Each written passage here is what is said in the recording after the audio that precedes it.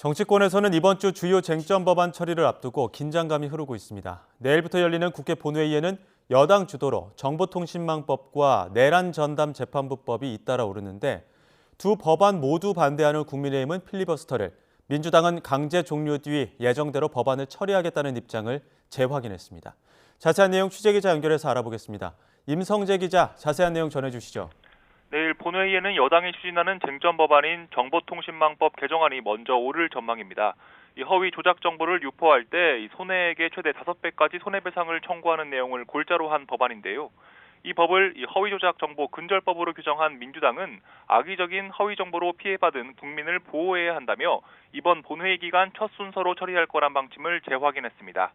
이 관련해 박수현석 대변인은 국회 법사위 처리 과정에서 추가된 이른바 허위정보 유통 금지 관련 조항을 사실상 뺀 수정안을 본회의에서 예정대로 처리할 방침이라고 설명했습니다. 이 관련 발언 들어보겠습니다. 마지막까지 미세 조정을 할 수 있는 그런 사안에 해당이 된다고 보고 조정하고 있다. 예정대로 진행이 될 것입니다. 반대로 이 법을 국민 입틀막법으로 규정한 국민의힘은 허위란 기준이 모호한 만큼 이 표현의 자유를 심각하게 침해할 수 있다며 무제한 토론 필리버스터로 대응하겠다는 방침입니다. 최보현 수석대변인은 기자들과 만나 민주당이 위헌성을 고려해 수정안을 상정한다고 하지만 법안 자체의 위헌성은 변하지 않는다며 이 법안 자체를 원전 재검토하라고 촉구했습니다. 이 발언도 들어보겠습니다.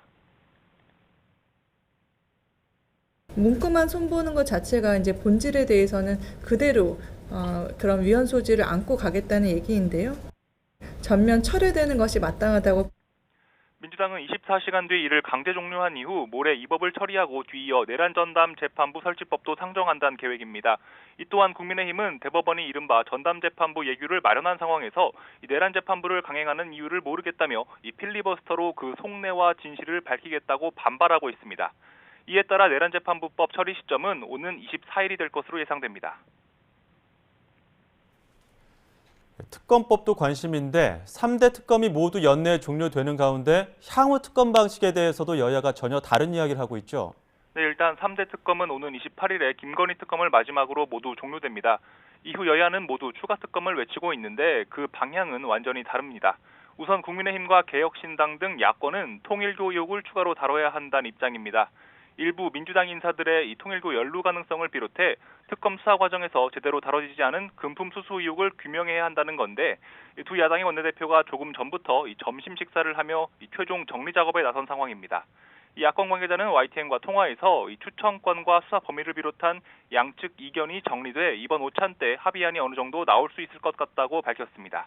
반면 민주당은 그간 수사에서 미진했던 점을 모두 종합해서 보완하는 2차 종합특검이 필요하다는 입장입니다.